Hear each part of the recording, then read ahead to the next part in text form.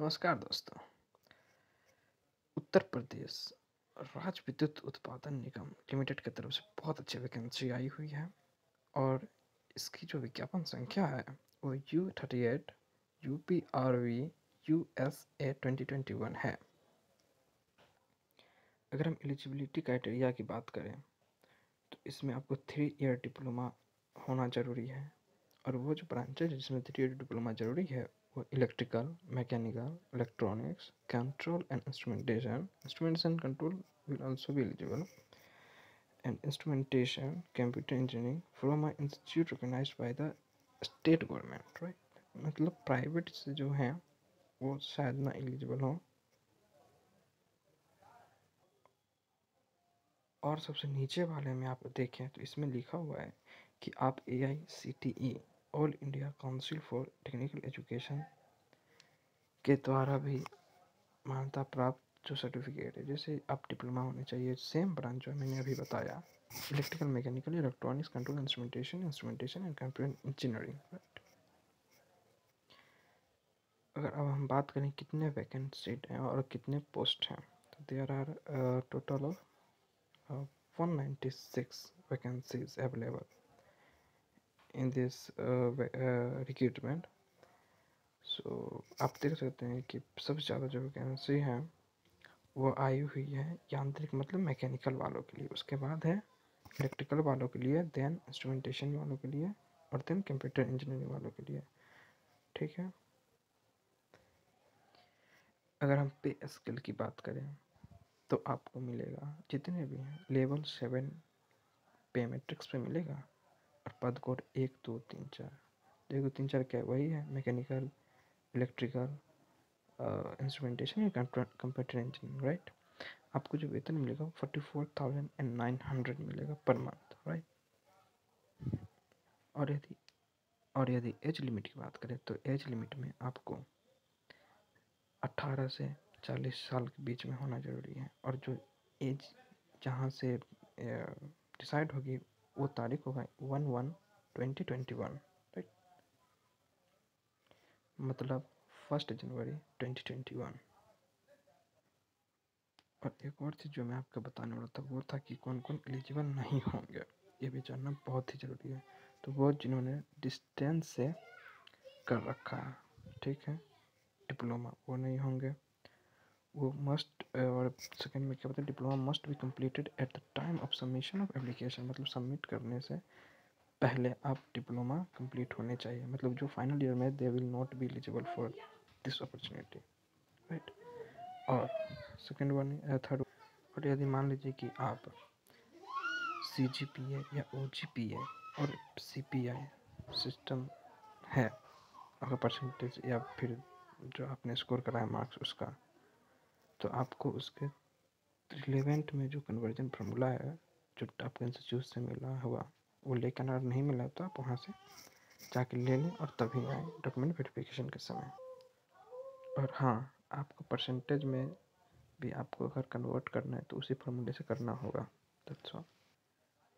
और यदि हम एप्लीकेशन की फ़ी की बात करें तो जो अनरिजर्व्ड एंड OBC कैंडिडेट्स हैं और जो EWS हैं, इकोनॉमिकल वीकर सेक्शन, तो उनके लिए 1000 रुपीज़ है।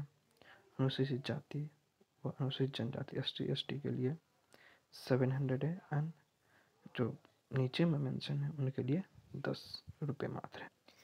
यदि बात करें कि क्या क्या सिलेक्शन प्रोसेस होंगे तो there are only 2 steps to select candidates और you can also say employ. तो उसमें आपको तो सबसे पहले CBT एक होगा, कंप्यूटर बेस्ड टेस्ट, उसके बाद document verification, that's all, right. तो आपको ये देखना है कि पहले जो चरण होंगे वो CBT वो 3 घंटे के होंगे, सारे वस्तुनिष्ठ प्रश्न होंगे, ठीक है।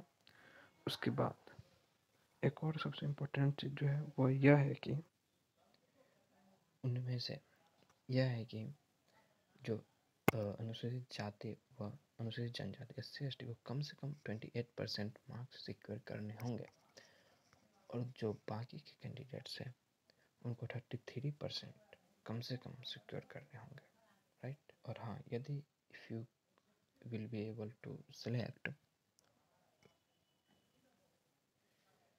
आफ्टर गिविंग CBT, तो आपको शॉर्ट लिस्ट किया जाएगा और डॉक्यूमेंट वेरिफिकेशन के लिए आपको बुलाया जाएगा। लेकिन आप ये चीज़ ध्यान रखना है कि टियर गुने स्टूडेंट्स को बुलाया जाएगा। मतलब यदि 10 सीट है तो वहाँ पे 15, 100 सीट है तो वहाँ पे 150 स्टूडेंट्स को बुलाया जाएगा, राइट।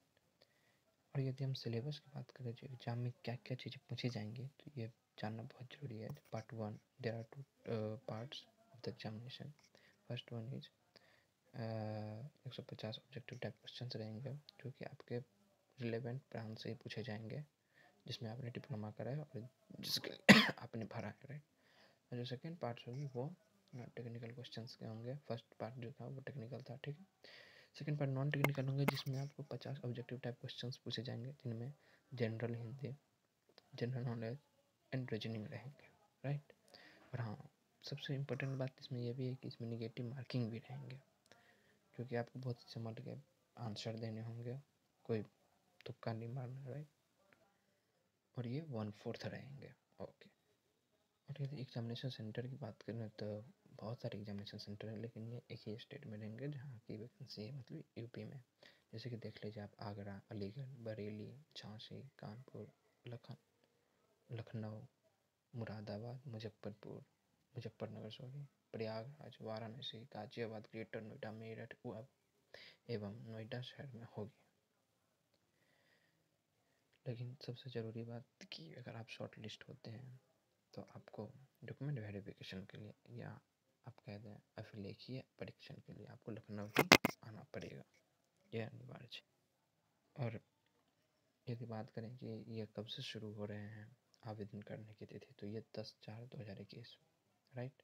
और इसकी जो लास्ट डेट है वो है 5/5/2021। लेकिन आप आवेदन शुरू कर सकते हैं 7/5/2021 तक, लेकिन याद रहे 11:45 तक के PM। फिर यदि आपको किसी भी प्रकार की दिक्कतें और कुछ भी परेशानियाँ आती है फिलअप करने में या फिर किसी भी प्रकार की किसी में दिक्कत तो आप हमें कमेंट नीचे लिख सकते हैं, पहली बात। दूसरी बात कि आप उनके ईमेल जो दे रखा है और फ़ोन नंबर जो दे रखा है उस पर फ़ोन कर सकते हैं या ईमेल पे ईमेल कर सकते हैं। लेकिन ध्यान रहे कि ऑफिशियल टाइम में 10 से 4 के बीच में ही करना उचित रहता है। ईमेल तो आप कभी भी कर सकते हैं, there is no problem at all. और यदि आपका चयन होता है तो हमें ज़रूर बताएं। Thanks for watching. और हाँ, हमने अप्लाई लिंक भी डिस्क्रिप्शन में दे दिया है, आप you can check there and apply.